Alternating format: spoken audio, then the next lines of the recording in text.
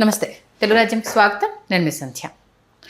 సానా బుచ్చిబాబు రామ్ చరణ్ కాంబినేషన్లో వచ్చిన పెద్ద సినిమా రిలీజ్ అయినప్పటి నుంచి ఏదో ఒక అంశానికి సంబంధించి వార్తల్లో నిలవడం మనం చూస్తున్నాం. ఈ నేపథ్యంలో ఒక్కొక్కటి హడిల్స్ అని క్లియర్ చేసుకొని సినిమా రిలీజ్ అయిన తర్వాత మంచి టాక్తో వెళ్తే దాన్ని స్పాయిల్ చేసేందుకు కొంతమంది తెర మీదకి రావడము, తర్వాత సెలబ్రిటీల దగ్గర నుంచి సినిమాకి అప్లాజ్ లేదనడము, సీన్ కట్ చేస్తే జాన్వీని కేవలం ఎక్స్పోజింగ్కి మాత్రమే వాడుకున్నారు, ఉమెన్ అంటే ఇంత అబ్జెక్టిఫైగా చూపించడం కరెక్టా అన్న ఒక వాదన ఇప్పుడు తెర మీద తీసుకొచ్చేసి అందరూ ఏకతాటిపైకి రావడము అనేది సరే సినిమా పరంగా మంచి విషయమే కావచ్చు. వై పెద్ది అన్న ఒక డిస్కషన్ ఇప్పుడు తెర మీదకి వస్తుంది. ఏం జరుగుతుంది తెలుసుకునే ప్రయత్నం చేద్దాం. చరిత్రకారులు, సినీ రాజకీయ విశ్లేషకులు చిన్నగడ శ్రీకాంత్ గారు మనతో ఉన్నారు. ఆయన మాటలు. శ్రీకాంత్ గారు నమస్తే. నమస్కారం. లేవనెత్తిన అంశం చాలా మంచిది. నిజంగానే ఒకప్పుడు హీరోయిన్స్కి ఉన్న ఇంపార్టెన్స్ ఈ మధ్యకాలంలో కొన్ని సినిమాల్లో హీరోయిన్ ఇంపార్టెన్స్ తగ్గిపోతుంది. కానీ అంతకుముందు కూడా అనేక సినిమాల్లో హీరోయిన్ ఇంపార్టెన్స్ లేకుండా ఉన్న రోల్స్ ఉన్నాయి. కొన్నింటికి దేనికి హీరోయిన్ చూపించారన్నది మనం చూసాము. కానీ ఈ పెద్ద సినిమాలో జాన్వీ కపూర్ క్యారెక్టర్ చుట్టూ ఇప్పుడు ఎందుకు ఇంత పెద్ద వివాదం రాజుకుంటుంది? ఈ వివాదం మంచిదా లేకపోతే కావాలని కాంట్రవర్సీ క్రియేట్ చేయటం అంటే వంకలు వెతికారు. అంటే ఇంకోటి అండర్లైన్ చేయాల్సిన పాయింట్ ఏంటంటే ఇప్పటివరకు ఏ డైరెక్టర్ సినిమా రిలీజ్ అయిన తర్వాత అభ్యంతరకరంగా ఉంది అన్న వెంటనే ఇమీడియట్ గా క్షమాపణ చెప్పి ఉండకూడదని కూడా మనం మీరు చెప్పారు మన ప్రీవియస్ వీడియోలో. క్షమాపణ ఎందుకు చెప్పాలి, దేనికి చెప్పాలి? ఎందుకంటే భారతీయ వెండితెర మీద నగ్నంగా నటించినటువంటి కథానాయకులు ఉన్నారు, అర్ధనగ్నంగా నటించినటువంటి కథానాయకులు ఉన్నారు. ఇది కథ డిమాండ్ చేసిన మేరకు రవికి లేకుండా నటించినటువంటి కథానాయకులు ఉన్నారు. ఇట్లా చాలామంది చాలా ప్రయోగాలు చేశారు ఇది వెండితెర మీద. మీకు అంకుర్ అని ఒక సినిమా అండి. అంకుర్ సినిమాలో శ్యామ్ బెనగల్ చేసినటువంటి అంకుర్ సినిమాలో ఆవిడ షబానా ఆజ్మీ గారి పాత్రని అంత క్రితం, షబానా ఆజ్మీ గారి మొదటి సినిమా, అంత క్రితం ఆవిడ చేయాల్సినటువంటి ఆ పాత్ర కోసం చాలామందిని శ్యామ్ బెనగల్ గారు సంప్రదిస్తే అసలు ఎవరు ఆ పాత్ర విని వాళ్ళు అంగీకరించలే. ఆవిడ అంగీకరించారు. ఎందుకంటే ఆవిడ పాలేరు భార్య, యజమాని ఇంట్లో పనిచేయడానికి వస్తోంది. యజమాని భార్య గర్భవతి అయ్యి పుట్టింటికి వెళ్ళింది ప్రసవానికి. అతని కోరికలు తీర్చుకోవడానికి పాలేరు భార్యతో అసలు మనకు కొన్ని సన్నివేశాలు మొదట అర్థం కావు. వాళ్ళిద్దరూ లివ్ ఇన్ రిలేషన్లో ఉన్నారేమో అన్న స్థాయిలో ఉంటాయి సన్నివేశాలు. ఆ తర్వాత అర్థమవుతుంది పాలేరు భార్య అని చెప్పేసి. తర్వాత ఇతను యజమాని తనతో కలిసి ఉంటున్నాడని చెప్పేసి తర్వాత అర్థమవుతుంది. ఎప్పుడైతే భార్య వస్తుందో, భార్య వచ్చిన తర్వాత ఈవిడ స్థానం ఏంటి అనేటటువంటిది అట్లాగే వాడు వచ్చి ప్రశ్నిస్తాడు. పాలేరు వచ్చి ప్రశ్నిస్తాడు. పాలేరును చెతకొడతాడు. ఎవరు? యజమాని. అనంతనాగ్ చేశారు ఆ పాత్ర, అద్భుతంగా చేశాడు అనంతనాగ్ గారు. ఆ పాలేరుని ఎంత చావ చెతకొడతాడంటే మనం వెళ్ళిపోయి యజమానిని మనం కొట్టేద్దాం, చంపేద్దాం అన్నంత ఆవేశం మనకు కలుగుతుంది. కానీ వాడు వాడు పాలేరు. వాడు తిరగబడకపోగా ఒక కిటికీని, ఒక చెయ్యి, ఒక రాయి తీసుకుని కిటికీని బళ్ళున బద్దలు కొట్టే విధంగా విసురుతుంది. విసిరితే ఏంటంటే ఇంకైనా తిరగబడండిరా, ఇప్పుడైనా తిరగబడండిరా అని, ఇప్పుడైనా అంకురించండిరా మీరని చెప్పేసేటటువంటి కథాంశం. 5 లక్షల రూపాయల బడ్జెట్టో ఏదో వేసుకొని చేశారు ఆ రోజుల్లో. చాలా గొప్ప సినిమా 70s వచ్చింది. షబానా ఆజ్మీ గారికి జాతీయ ఉత్తమ నటి పురస్కారం, ఇవన్నీ ఫిలింఫేర్ పురస్కారాలు ఇవన్నీ తీసుకొచ్చినటువంటి సినిమా. ఇది ఎందుకు చెప్తున్నానంటే షబానా ఆజ్మీ గారు నటించినటువంటి కొన్ని సన్నివేశాలు ఇవాళ మనం చూస్తే 70వ దశకంలో ఇలాంటి సన్నివేశాలు తీశారా, ఇటువంటి సన్నివేశాలు తీశారా అని మనకు అనిపిస్తుంది. ఆవిడ అంత బాహాటంగా ఆవిడ అంగీకరించి ఆ పాత్ర అట్లా ప్రవర్తించాలి కాబట్టి అట్లాగే ప్రవర్తిస్తుందని. అట్లాగే చాలా ఉన్నాయండి, చాలా సినిమాలు. రేఖ గారు చేసినటువంటి ఒక సినిమా, ఆ మధ్య వచ్చినటువంటి సినిమా, ఇలా ఒకటి కాదు చాలా సినిమాలు ఉన్నాయి. వీటన్నిటికీ రానటువంటి ఏమంటారు అభ్యంతరాలు లేకపోతే వంకలు మరొకటో ఇప్పుడు హఠాత్తుగా 2026 సంవత్సరంలో అచ్చియమ్మ పాత్ర గురించి, అచ్చియమ్మ పాత్ర చుట్టూ ఈవేళ తిరుగుతున్నటువంటి ఈ వివాదాలు. సరే, ఆవిడ పట్ల ప్రవర్తించినటువంటి వర్ణించినటువంటి తీరు ఏదైతే ఉందో దానికి సంబంధించినటువంటి సన్నివేశాలు ఏవైతే ఉన్నాయో అవి తొలగించామని చెప్పినప్పటికీ నెట్ఫ్లిక్స్కి 3 గంటల 25 నిమిషాల సినిమాని రన్ టైం ఫిక్స్ చేశారు నెట్ఫ్లిక్స్కి. అంటే ఈ తొలగించిన సన్నివేశాలు ఏవైతే ఇప్పుడు థియేటర్లో చూసిన సన్నివేశాలు తొలగించారో వాటితో పాటు ఏవైతే సినిమాలో కనెక్టివిటీ మిస్ అవుతున్నాం అనుకున్నారో, మరీ ముఖ్యంగా అప్పలసూరి వర్సెస్ పెద్ది, వాళ్ళ ఇద్దరి మధ్య ఉన్నటువంటి సన్నివేశాలు, పెద్ది పెళ్లి చూపుల సన్నివేశం, పెళ్లి చూపులకు అప్పలసూరిని వెంట పెట్టుకుని వెళ్ళే సన్నివేశం, అక్కడ ఉన్నటువంటి హాస్య సన్నివేశాలు, అట్లాగే సత్య అక్కల వర్సెస్ పెద్ది, వాళ్ళిద్దరి మధ్య ఉన్నటువంటి అనుబంధం, అట్లాగే జాన్వీ కపూర్ గారికి అచ్చియమ్మ పాత్ర ఏదైతే ఉందో అట్లాగే పెద్ది మధ్య తొలి భాగం ఏదైతే ఉందో ఆ తొలి భాగంలో వాళ్ళిద్దరి మధ్య ఉన్నటువంటి మరి 2-3 సన్నివేశాలు అన్నీ కలిపి ఇంకొక 20 నిమిషాల సినిమా ఇప్పుడు నెట్ఫ్లిక్స్లో రాబోయే రోజుల్లో మనం చూడబోతున్నాం. ఓకే, అంటే థియేటర్లలో ప్రేక్షకులు అభ్యంతరం వ్యక్తం చేశారా, లేకపోతే ఎవరు అభ్యంతరాలు వ్యక్తపరిచారు, లేకపోతే ఎవరైనా దీన్ని విషప్రచారం చేద్దాం అనుకున్నారు, అవన్నీ పక్కన పెడితే రేపు నెట్ఫ్లిక్స్లో ఖచ్చితంగా అవన్నీ దర్శనం ఇస్తాయి. సరే, ఇక్కడ నేను పేర్లు మనం ఉదహరించడం సబబో సమంజసం నాకు తెలియదు, కానీ మనకు రానా నాయుడుని మనకు ఒక వెబ్ సిరీస్ ఉంది. రానా నాయుడు వెబ్ సిరీస్ ఏ రోజైతే రాత్రి శుక్రవారం విడుదలవుతుందంటే గురువారం అర్ధరాత్రి పూర్తయిన తర్వాత శుక్రవారం ప్రారంభమైన తర్వాత అది వెబ్ సిరీస్ రిలీజ్ అయిపోతాయి. ఆఫ్టర్ 12 o'clock రిలీజ్ అయిపోతుంది. అయిపోయిన తర్వాత అంత క్రితం ఆ వెబ్ సిరీస్కి చేసినటువంటి పబ్లిసిటీ దృష్ట్యా వెంకటేష్ గారు ఉన్నారు, రానా గారు ఉన్నారు. ఇద్దరు ఉండేటప్పటికీ చాలామంది ఫ్యామిలీ మెంబర్స్లో ఆ టైంకి మదర్ అండ్ ఫాదరు అలిసిపోయి నిద్రపోవటమో లేకపోతే రేపు చూద్దామని అనుకోవటమో చేస్తారు 12 తర్వాత. పిల్లలు మేలుకున్నటువంటి పిల్లలు వెంకటేష్ ఉన్నాడు, రానా ఉన్నాడు, మొదలు పెట్టారు ఆ వెబ్ సిరీస్. అవును, అందరూ ఎర్లీ టీన్స్లో ఉన్నటువంటి పిల్లలు ఉన్నారు, చిన్నపిల్లలు ఉన్నారు. అందులో ఫస్ట్ ఎపిసోడ్లో ఫస్ట్ సీనుతోనే ఏ విధంగా ఏ సీన్తో స్టార్ట్ అవుతుందో చాలామందికి చూసిన వాళ్ళకి తెలుసు. ఆ ప్రతి ఎపిసోడ్లోనూ కొన్ని అభ్యంతరకరమైన జుగుప్సాకరమైనటువంటి సన్నివేశాలు కొన్ని కాదు చాలా ఉన్నప్పటికీ అది హాలీవుడ్ వెబ్ సిరీస్ని యాజ్ ఇట్ ఈస్గా తీసుకొచ్చి మన ఇండియనైజ్ చేసినటువంటి ఒక వెబ్ సిరీస్. అంటే ఆల్రెడీ దానికి సంబంధించి విమర్శలు వచ్చాయి కదా, ఇది మన వెంకటేష్ గారు చేయాల్సిన సినిమా కాదు ఇది. వెంకటేష్ గారు చేయాల్సిందా, రానా గారు చేయకూడదా పక్కన పెడితే మీకు ఈవేళ అందుబాటులో ఉందా లేదా? ఉంది. మరి అందుబాటులో ఉన్నప్పుడు దాని అర్థం ఏంటి?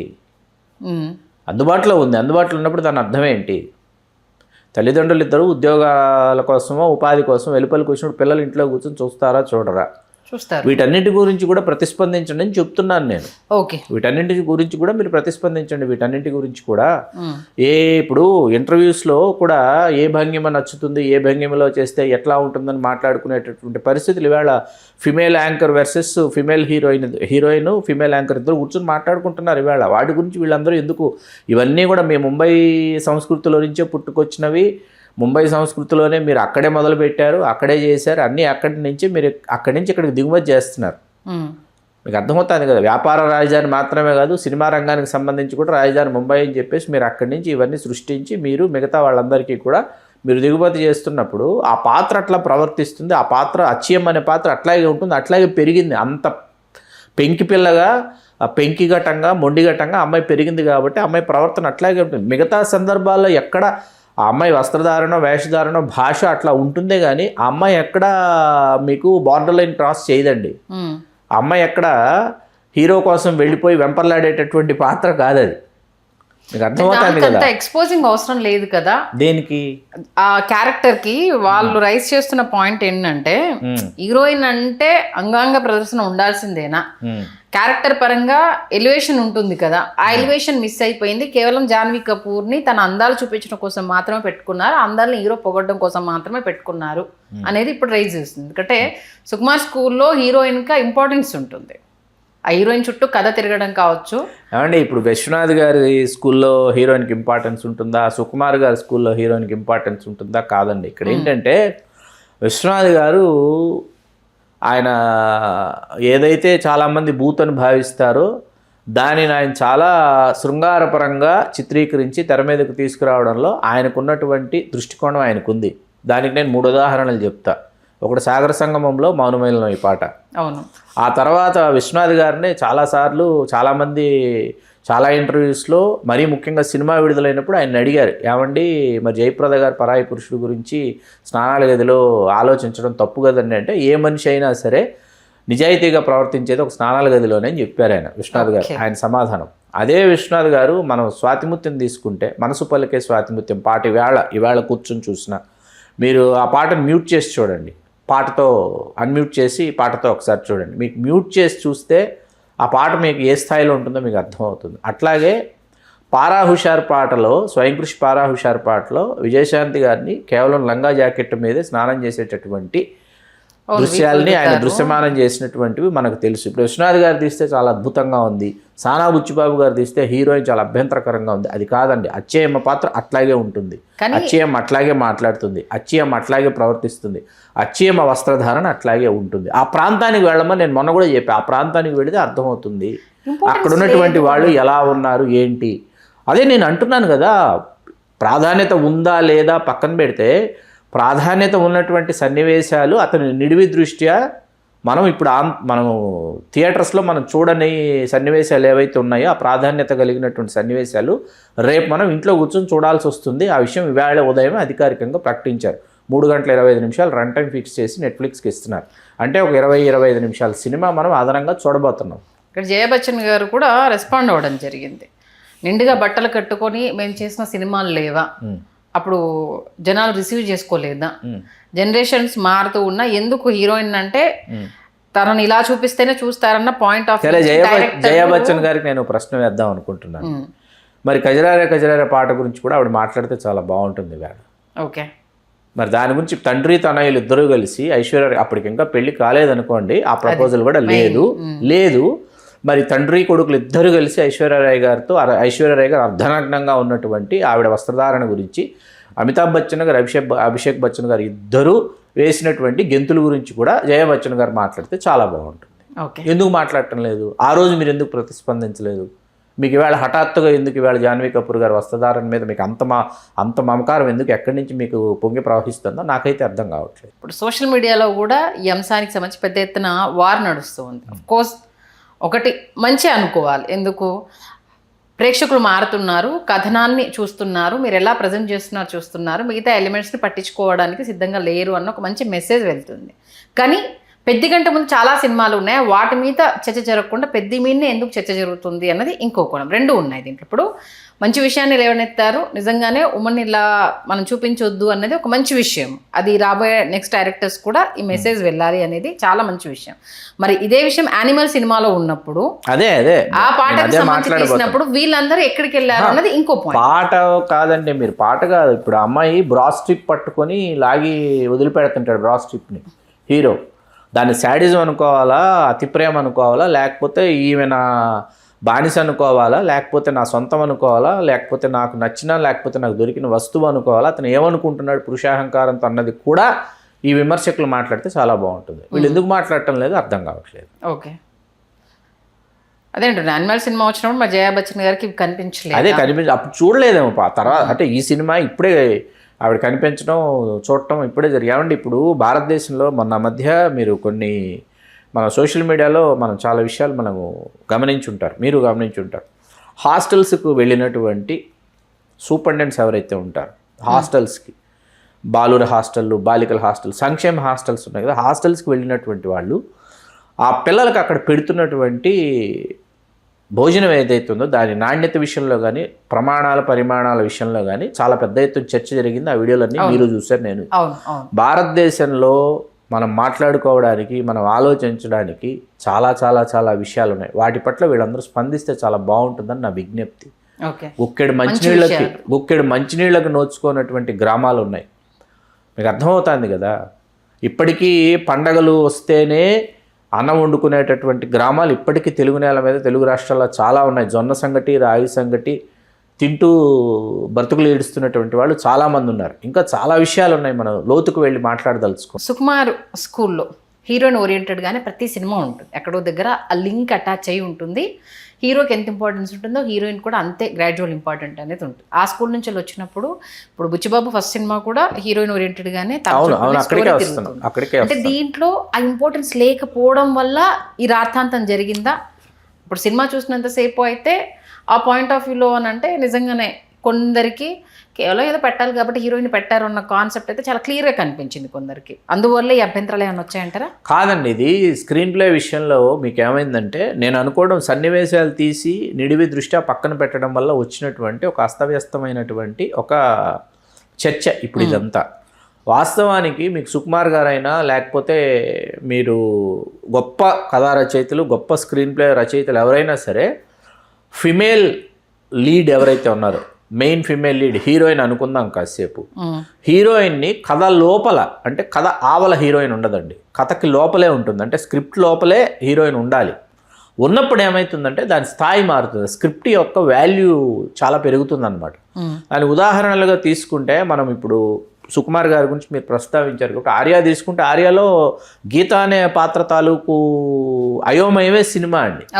ఎందుకు గీత అనే పాత్ర అయోమయానికి లోనవుతుంది, జడ్జిమెంట్ ఉండదు అని డైరెక్టర్ మీకు ఎక్కడ చెప్తాడంటే, అమ్మాయి లెక్చరర్ చెప్తుంటే పాఠం నోట్స్ రాసుకుంటూ కన్ఫ్యూజన్, అది చెప్పాడా కరెక్ట్గా చెప్పాడా, నేను కరెక్ట్గా రాసుకునలేదు, కొట్టేసి మళ్ళీ రాసుకుంటుంది. ఆ అమ్మాయి మరీ కాలేజ్కి వచ్చినప్పుడు స్కూటీ లాక్ చేశానా లేదని చెప్పి మళ్ళీ వెళ్ళి చెక్ చేసుకుని మళ్ళీ వెళ్తుంది. ఆ క్యారెక్టరైజేషన్ అదన్నమాట. ఇప్పుడు గీత అనే పేరు ఎందుకు పెట్టారని సుకుమార్ గారిని మాటల మధ్యలో అడిగాం. ఎందుకంటే he's very in depth story writer and also very good screenplay writer కాబట్టి ఆయన ఏం చెప్పాడంటే, గీతకు ఆ చివర ఆర్య ఉన్నాడు, గీత అంటే లైన్, గీతకు ఆ చివర ఆర్య ఉన్నాడు, ఈ చివర అజయ్ ఉన్నాడు. గీత ఆర్యని చేరుకుంటుందా అజయ్ని చేరుకుంటుందా అని గీత అనే పేరు పెట్టాను నేను అన్నాడు. ఇలా ఉంటుంది. ఇప్పుడు ఎందుకు దీని గురించి మాట్లాడామంటే, అదే సుకుమార్ గారు మీరు జగడం వచ్చేటప్పటికి అమ్మాయిని మహేష్ బాబు వీరాభిమానిగా చూపిస్తారు. అది ఒక ఇంత ప్రేక్షకులకు రుచించాల. మీకు అదే సుకుమార్ గారు 100% లవ్లో మహాలక్ష్మి పాత్రని షీఈ్ వెల్ ఎడ్యుకేటెడ్, ఊరి నుంచి వచ్చినా కూడా ఆ అమ్మాయి అద్భుతంగా చదువుల్లో రాణిస్తుందని చెప్పేసి ఆ అమ్మాయికి ఒక ఆత్మాభిమానం ఉంది, ఆ అమ్మాయికి ఒక వ్యక్తిత్వం ఉందని చెప్పి చెప్తాడనమాట. మీకు మానవ సహజమైనటువంటి ఏమండి ఇప్పుడు అందాలు ఆరబోతా అందాలని చూపించడం ఇవాళ సుకుమార్ గారు, సానా బుచ్చిబాబు గారు కొత్తగా చేయలేదండి. రాఘవేంద్రరావు గారు, విశ్వనాథ్ గారు వీళ్ళందరూ కూడా అందాలను ఆరబోసారు. బిఎన్ రెడ్డి గారి కాలం కాదు. రంగుల రాట్నం బంగారు పంజరం స్క్రిప్ట్ సమయంలో డైలాగ్స్లో శోభన్ బాబు గారు బంగారు పంజరం ఆయన సినిమాకి టైం అవుతుంది, తొందరగా వెళ్ళాలి, తయారయ్యావా లేదని హాల్లో నుంచి శోభన్ బాబు గారి డైలాగ్, లోపల నుంచి హీరోయిన్ డైలాగ్ ఏంటంటే, వాణిశ్రీ గారి డైలాగ్ ఏంటంటే, జాకెట్ మార్చుకుంటున్నాను వచ్చేస్తాను అన్న డైలాగ్ని బిఎన్ రెడ్డి గారు వెంటనే మార్పించుకున్నారు. ఇదిగో వచ్చేస్తున్నాను మార్పించుకున్నారు. ఎందుకుని అడిగారు అంటే, జాకెట్ మార్చుకుంటున్నాను అనేటప్పటికి ప్రేక్షకుడు ఏం ఆలోచిస్తాడు అన్నాడు ఆయన. బిఎన్ రెడ్డి గారి రోజులు, కేవీ రెడ్డి గారి రోజులు కావు. మళ్ళీ ఇందులో ఒకటి ఏంటంటే, హీరోయిన్ కి తెలిసి చేసింది క్యారెక్టర్, బలవంతంగా చేపించింది కాదు కదా. యాక్ట్ చేస్తున్నప్పుడు మొన్న ఎవరో సంఘ సంస్కర్త అంటే మహిళా మనల గురించి మాట్లాడే వాళ్ళు ఉంటారు కదా, ఆవిడ ఒక మాట అన్నారు, మేము చున్నీ లేకపోతే చేయలేము అనేసి. ఏ హీరోయిన్ మేము ఇలా చేయము అని అంటే మమ్మల్ని సినిమా నుంచి తీసారని ఒక్కరిని చెప్పండి. వాళ్ళు యాక్సెప్ట్ అయ్యి చేస్తున్నప్పుడు మీరు ఎవరయ్యా క్వశ్చన్ చేయడానికి అంటూ ఆవిడ ఒక స్టేట్మెంట్ ఇవ్వడం జరిగింది. ఇన్ కేసు నచ్చలేదు అన్నప్పుడు జాన్వి సరే ఇప్పుడు సినిమాలో పాత్ర పట్ల అంత అభ్యంతరం వ్యక్తమైందని అనుకుందాం కాసేపు. అచ్చమ్మ పాత్ర పట్ల ఇన్ని అభ్యంతరాలు, ఇంత చర్చ జరుగుతుందని అనుకుందాం. కాసేపు పక్కన పెడితే ఇవాళ మనం ఏ యుగంలో ఉన్నాం, ఏ కాలంలో ఉన్నాము, ఎటువంటి యుగంలో ఉన్నామంటే, ఇదే హీరోయిన్స్ లేకపోతే అవకాశాలు అందుకోవాలనుకుంటున్నటువంటి హీరోయిన్స్ లేదా సినిమాలలో లేకపోతే ఓటీటీ ప్లాట్ఫామ్స్లో ఖచ్చితంగా they are very talented, very good performers. వాళ్ళు ఏంటంటే అవకాశాలు రావాలి, మనల్ని గుర్తించాలి, మనల్ని చూడాలి అని చెప్పి వాళ్ళు ఇన్స్టాలో షేర్ చేస్తున్నటువంటి ఫోటోగ్రాఫ్స్ గురించి ఇదే ఇన్ఫ్లుయెన్సర్సు, ఇదే సామాజికవేత్తలు వాళ్ళు ఏమంటారు, దీనిని ఎవరు అడ్డుకోగలరు, ఎవరు ఆపగలరు, ఒకసారి దీని గురించి కూడా చర్చ పెట్టాలి. రైట్ పాయింట్ ఇది. ప్రతి ఒక్కరి చేతిలో ఇవాళ స్మార్ట్ ఫోన్ ఉంది. ప్రతి ఒక్కరు ఇవాళ ఎక్స్లో వాళ్ళు ట్వీట్ చేస్తుంటారు, ఇన్స్టాని ఫాలో అవుతుంటారు. అందరూ ఇన్స్టా ఎవరైనా ఫాలో అయిపోవచ్చు కదా, వాళ్ళ అకౌంట్ ఎవరైనా ఫాలో అవ్వచ్చు కదా. మీరు అన్నట్టుగా జాన్వీని ఇమిటేట్ చేస్తూ జాన్వీ లాగా ఎక్స్పోజ్ చేస్తూ బోల్డ్ అండ్ రీల్స్ ఉన్నాయి. వాటి గురించి మాట్లాడాలి కదా. ఇక్కడ ఒక పాత్ర ఇది కేవలం ఏంటంటే సినిమాని ఏదో ఒక విధంగా డ్యామేజ్ చేయాలని చేసినటువంటి ఇదే తప్ప మరొకటి కాదు. తెలుగు రాష్ట్రాల్లో బుధవారం అంటే గురువారం విడుదలైంది, బుధవారం నుంచి ప్రీమియర్స్ మొదలయ్యి సోమవారం వచ్చేటప్పటికి టోటల్గా పాస్ అవుతుందా లేదా చూసారు. సోమవారం పరీక్షను కూడా ఎదుర్కొని ముందుకు వెళ్ళిపోయింది. తెలుగు రాష్ట్రాల్లో అద్వితీయంగా, అమోఘంగా, అనూహ్యంగా సినిమా థియేటర్లకి అప్పుడో ఎప్పుడో అడపాదడప మాత్రమే సినిమాకు వెళ్ళే వాళ్ళందరూ కూడా కుటుంబాలతో సహా ఇవాళ కదిలి తరలి పెద్ద సినిమాకు వెళ్తున్నారు, పెద్ద సినిమాను చూస్తున్నారు, ఆరాధిస్తున్నారు, ఆశీర్వదిస్తున్నారు, ఆస్వాదిస్తున్నారు, అన్నీ చేస్తున్నారు. పెద్ద పాత్రతో కలిసి వాళ్ళు ప్రయాణం చేస్తున్నారు. మిగతా రాష్ట్రాల్లో కొంత వెనుకబడిన మాట వాస్తవం.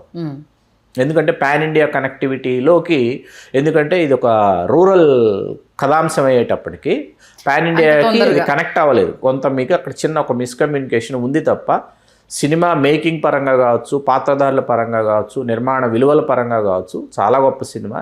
ఇటువంటి సినిమాలు రావాలి, ఇటువంటి సినిమాలు రావటమే కాదు, ఇటువంటి సినిమాలు ఆడాలి. చూద్దాం మరి ఇప్పుడు రైస్ చేస్తున్న అంశానికి సంబంధించి డైరెక్టర్లు ఎవరైనా రియాక్ట్ అవుతారా? ఎందుకంటే ఇప్పుడు ఇది డైరెక్టర్ల పాయింట్ ఆఫ్ వ్యూలోకి వెళ్ళిపోయింది కాబట్టి cinema captain of the ship director అవునన్నా కాదన్నా, మరి డైరెక్టర్స్ మీద ఇది నిబాన్ని చూపిస్తున్నారు కాబట్టి మరి వాళ్ళు ఎవరైనా రియాక్ట్ అయ్యి ఈ సినిమాకి సంబంధించి కావచ్చు, లేకపోతే మీరు ఇలా చెప్పడం కరెక్టా అన్న అంశానికి సంబంధించి ఎవరైనా మాట్లాడతారేమో చూద్దాం. మంచి విశ్లేషణ అందించారు. ధన్యవాదాలు. ధన్యవాదాలు సండి. హలో, తెలుగు రాజ్యం ఛానల్ చూస్తున్నారా? సామాజిక రాజకీయ జీవన చిత్రణే తెలుగు రాజ్యం. అతిశయోక్తులు అసత్యాలు ఉండవు. రాజకీయ కోణం కాదు, ప్రజా కోణమే కొలబద్ద.